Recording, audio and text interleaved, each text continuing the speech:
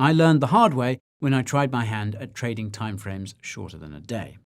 Though I'm still tempted to fall into that trap from time to time, my profits have been much more consistent with longer timeframes, and I reckon that's because it's easier to keep your cool from a bird's eye view.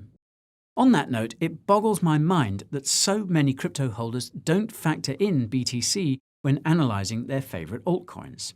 This is nothing short of a fatal error, because BTC is what makes or breaks the crypto market at the end of the day, and BTC's market moves are ultimately dependent on institutional moods.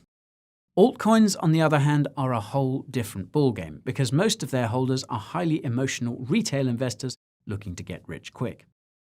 This can and often does lead to price action that's nothing short of irrational, and in cases like these, your own, hopefully realistic expectations become the best indicator of what comes next and how you should react.